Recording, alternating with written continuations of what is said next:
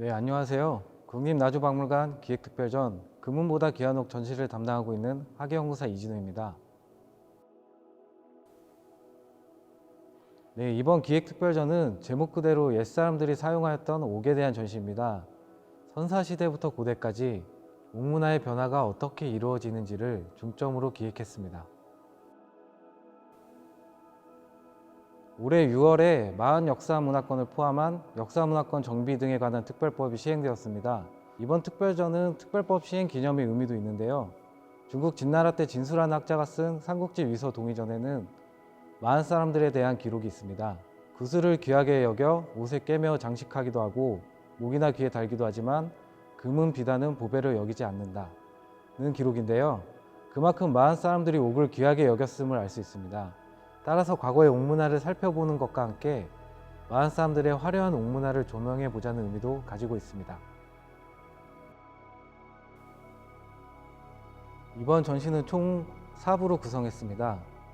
1부는 진귀한 보물 옥으로 우리나라에서 주로 사용되었던 여러 가지 옥에 대하여 소개하고 있습니다.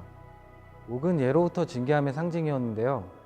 서양에 다이아몬드가 있다면 동양에는 옥이 있다고 말해도 될 정도입니다. 또한 옥에 대해서 엄밀하게 말하면 광물학적으로는 연옥과 경옥이라는 광물을 말하지만 우리나라에서는 벽옥, 수정, 홍옥수, 천안석 등의 다양한 광물과 흑옥, 유리와 같은 비광물들도 모두 옥이라고 부르고 있습니다. 장신구는 처음에는 아무래도 흙이나 조개와 같이 쉽게 주변에서 구할 수 있는 재료로 만들었지만 시간이 흐르면서 천안석이나 벽옥, 홍옥수와 수정, 유리 등 다양한 재료로 만들게 되는데요. 전시에서는 종류별로 대표적인 옥의 원석과 유물들을 함께 전시하여 비교해 볼 수 있도록 하였습니다. 2부는 옥 장식에서 상징으로라는 제목을 붙여봤는데요. 선사시대의 옥을 주제로 전시했습니다. 우리나라에서 옥은 신석기 시대에 처음 보이는데요. 특히 결상이식이라는 둥근 기더리가 바닷가를 따라 주로 보이고 있습니다. 이후 청동기 시대가 되면 고인돌과 같은 무덤에 간돌검, 청돌검과 같은 무기와 옥을 함께 묻었습니다. 또한 옥을 전문적으로 생산한 작업장도 확인되는데 상당히 큰 대롱옥도 확인되고 청동기 후기가 되면서 전문적 생산 집단들도 나타났을 것으로 보입니다. 또한 옥 생산과 관련해서 재미있는 실험 결과가 있는데요. 옥은 원석을 떼어내서 갈고 닦은 후 구멍을 뚫는데 구멍을 뚫는 시간을 외국 연구자가 실험을 해봤습니다. 실험을 해봤더니 청동시대에 주로 나오는 천안석은 눌비비를 이용하여 3mm를 뚫는데 130분이 걸리는 것을 알 수 있었습니다. 상당히 어렵고 시간이 많이 걸리는 작업인 것을 알 수 있습니다. 청동기 시대가 지나고 한반도 남쪽에 처음 나라가 생기는 초기철기 시대에 나주를 비롯한 서남부 지역은 마한이라는 소국 영맹체가 생깁니다. 이 시기가 되면 옥은 더욱 상징적인 의미가 생기는 것으로 보이는데 이 시기에는 대표적으로 청동검과 청동거울, 옥을 함께 묻는 경우가 많았습니다. 이러한 의미는 종교와 정치, 경제를 상징하는 것으로 추정하고 있습니다.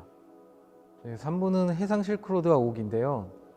옥하고 해상 실크로드가 무슨 관계이지? 라고 생각하시는 분들도 있을 것 같습니다. 우리가 고대라고 부르는 삼국시대가 되면 다양한 재료들로 만든 옥이 확인됩니다. 특히 홍옥수와 유리로 만든 옥이 주목되는데 이 옥들은 우리나라가 아닌 인도와 베트남 같은 동남아 지역에서 주로 생산되었습니다. 이 시기에 중국 한나라 무제에 의해서 해상 실크로드가 완성되면서 아시아 전역이 바닷길로 이어지는데요. 마한과 백제 사람들도 이 실크로드에 참여하여 옥을 수입했을 것으로 보입니다. 또한 지역별로 빨간색 계열 유리와 청색 계열 유리를 선호하는 양상이 다른데 이런 모습은 마한의 각 소국별로 서로 유리옥을 수입해오는 유통망이 달랐을 가능성도 얘기할 수 있을 것 같습니다. 4부는 금은보다 귀한 옥입니다. 4에서 6세기가 되면 우리나라에서는 각 지역에 거대한 무덤들이 만들어지는데요. 이 무덤의 주인공들은 권력을 가지고 서로 장식 문화를 공유하면서 완성해 나간 것으로 추정됩니다. 특히 이 시기에는 다채로운 유리옥을 바탕으로 빛이색의 구분옥, 푸른색의 대롱옥을 조화시키고 채색 유리옥과 상감 유리옥 등 상당히 어려운 기술로 만든 유리옥들도 부장됩니다. 특히 구분옥은 중국 일부와 아시아 지역에서도 보이지만 주로 우리나라와 일본에서 크게 유행한 스타일인데요. 각 무덤에서 하나에서 2개 정도만 확인돼서 목걸이에 펜던트 기능을 했을 것으로 추정됩니다. 또한 경옥으로 만든 구분옥들이 많이 확인되어 일본이나 미얀마 쪽에서 원석을 수입해서 만들었을 것으로 추정됩니다. 이 시기에는 금은방 유리옥이나 채색 유리옥, 상감 유리옥도 일부 확인이 되는데요. 이 유리옥들은 그 제작 기술이 상당히 어려워서 아주 극소수만 수입했을 것으로 생각됩니다. 당연히 그 금액도 비쌌겠죠? 이 시기에는 이러한 옥을 수입할 만한 경제력이 뒷받침된 것 같습니다. 굉장히 작기도 하지만 이러한 유리옥을 놓치지 않고 발굴조사로 찾아낸 고고학자들도 상당히 대단한 것 같습니다.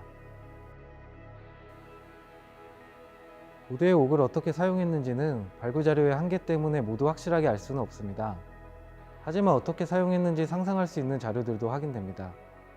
공주 수촌리와 영기 응암리 유적에서는 구슬로 머리를 묶거나 장식하고 가슴에는 목걸이를, 손목에는 팔찌를 착용한 것으로 추정됩니다. 또 발치에서도 구슬이 확인되어 옷에 꿰매어 장식하기도 하고 목이나 귀에 단다고 한 기록처럼 옥으로 온몸을 치장했을 것으로 생각됩니다. 또한 공주 수촌리에서 출토된 대롱옥은 서로 다른 두 개의 무덤에서 하나의 대롱옥이 반반씩 나누어서 확인되어 상당히 흥미로운 자료입니다. 아마도 이 사람들은 부부나 가족과 같은 굉장히 가까운 관계였을 것으로 생각되는데, 전시를 준비하면서 이 전시품을 생각하면 옛날에 이 사람들의 관계가 상당히 애틋했을 것 같은 느낌을 받았습니다.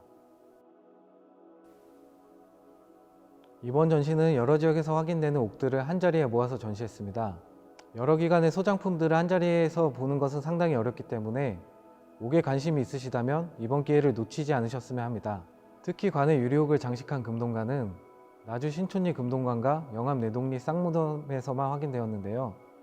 영암 내동리 쌍무덤에서 나온 금동관 세움 장식은 대여기관의 사정으로 11월 30일까지만 전시될 예정이니 그 전에 꼭 오셔서 국립나주박물관 상설전시실에서 전시하고 있는 나주 신촌리 금동관과 비교해서 보시길 바랍니다. 감사합니다.